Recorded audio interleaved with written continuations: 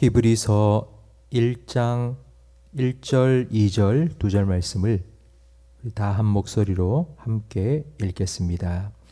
옛적의 선지자들을 통하여 여러 부분과 여러 모양으로 우리 조상들에게 말씀하신 하나님이 이 모든 날 마지막에는 아들을 통하여 우리에게 말씀하셨으니 이 아들을 만유의 상속자로 세우시고 또 그로 말미암아 모든 세계를 지으셨느니라. 아멘.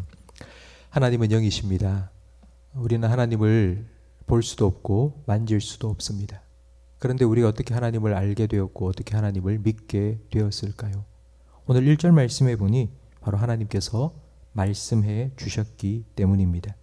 하나님은 자신이 어떤 분인지 말씀해 주십니다. 하나님이 어떤 일을 행하셨는지 말씀해 주시고 우리에게 무엇을 원하시는지도 말씀해 주십니다. 이것을 우리는 계시라고 말합니다. 계시는 커튼을 열어서 안에 있는 것, 감추어졌던 것을 보여준다는 의미입니다. 하나님께서 우리에게 자신을 나타내신 계시, 바로 이 계시는 우리 믿음의 시작입니다. 로마서 10장 17절 말씀에 믿음은 들음에서 난다고 말씀합니다.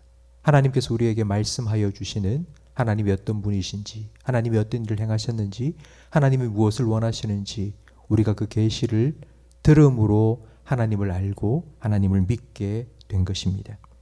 하나님께서는 우리가 우리 멋대로 우리 마음대로 하나님이 어떤 분인지 상상해내지 않도록 말씀해 주셨습니다. 그런데 이런 일이 일어났습니다. 출애굽 후 모세가 십계명을 받기 위해 시내산에 올라갔을 때에 남아있던 백성들은 금부치를 다 꺼내 금송아지를 만들고 이것이 우리를 애굽에서 출애굽시킨 하나님이라고 그 앞에서 뛰어놀며 경배했습니다. 하나님께서는 이런 그들에게 십계명을 주셨는데 그 십계명의 첫 번째 계명은 나 외에 다른 신을 두지 말라. 그리고 두 번째 계명은 어떤 형상이라도 만들지 말라는 계명입니다. 여기서 어떤 형상, 우상이라는 뜻인데 그 우상은 다른 신들의 우상이 아니라 하나님의 모습을 형상화한 우상입니다. 그걸 만들지 말라고 하나님께서 명령하셨습니다. 하나님의 형상을 만들지 말라는 십계명의 두 번째 계명은 요즘 말로 표현하면 이런 겁니다. 하나님에 대한 선입견을 갖지 말라. 우리나라에 오랫동안 사람들이 믿어왔던 옥황상제, 천지신명, 이런 용왕님, 그런 선입견에 비추어서 하나님을 그런 분으로 오해하지 말라는 뜻입니다. 하나님께 대한 편견을 갖지 말라는 것입니다. 내가 생각할 때 하나님은 이런 분이야. 내가 이런 생각을 하니 하나님도 그런 생각을 할 거야 라는 편견을 갖지 말라. 바로 이것이 하나님에 대한 형상을 만들지 말라는 십계명의 두 번째 계명의 의미입니다. 이런 하나님에 대한 선입견과 편견을 갖지 않기 위해서 우리는 하나님의 말씀을 읽고 들어야 합니다.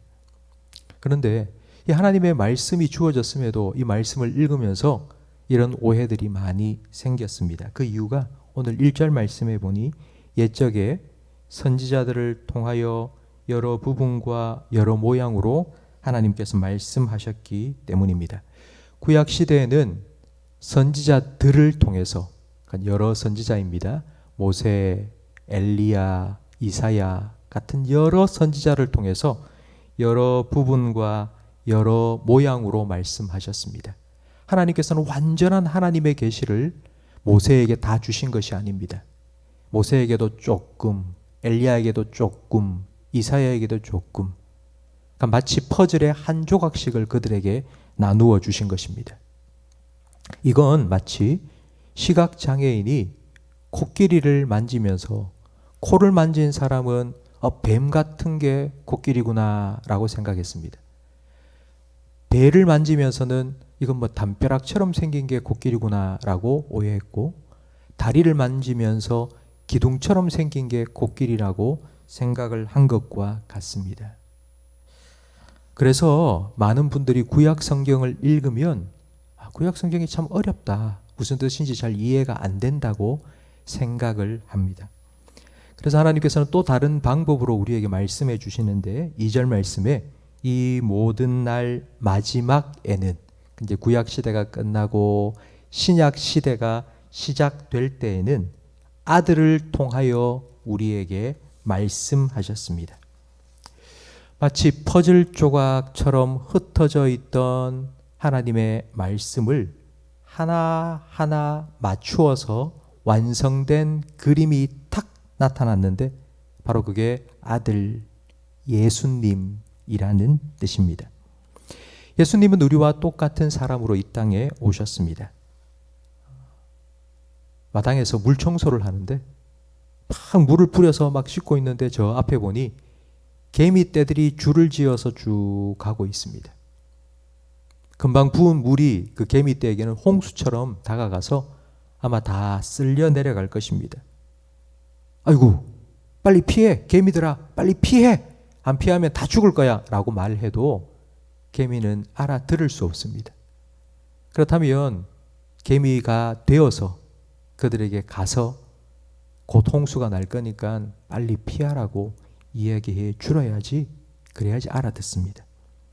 예수님께서 우리와 똑같은 사람이 되어 이 땅에 오신 이유는 우리에게 하나님이 누구신지, 하나님이 어떤 일을 행하셨는지, 하나님이 우리에게 무엇을 원하시는지를 우리가 알아들을 수 있도록 분명하고 명확하게 말씀해 주시기 위해서입니다. 성도 여러분, 하나님은 침묵하지 않습니다. 나 찾아봐라 하고 꼭꼭 숨어서 숨바꼭질 하지도 않습니다. 보물찾기 하듯이 하나님의 뜻을 감추어 두고 우리 보고 찾아내라고 말씀하지도 않으셨습니다. 하나님은 자기 아들을 우리에게 보내주시기까지 우리에게 말씀하시기를 원하십니다. 하나님이 우리에게 말씀하신다. 이게 얼마나 놀라운 일인지를 한번 생각해 보십시오. 하나님께서 아브라함에게 찾아오셨습니다. 그리고 그에게 이렇게 말씀하셨습니다. 내가 너에게 복을 주겠다. 그리고 너를 통하여 모든 민족이 복을 받게 할 것이다. 하나님은 하나님의 계획을 아브라함에게 말씀해 주셨고 아브라함과 함께 그 하나님의 계획을 이루어 가셨습니다. 이것과 같습니다.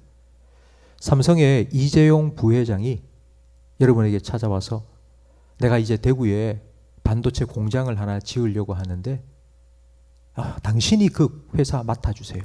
그래서 당신을 통해서 그 회사를 잘 경영해서 세계적인 기업으로 키워가겠습니다.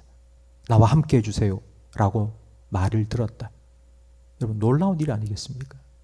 근데 하나님께서 우리에게 말씀하십니다.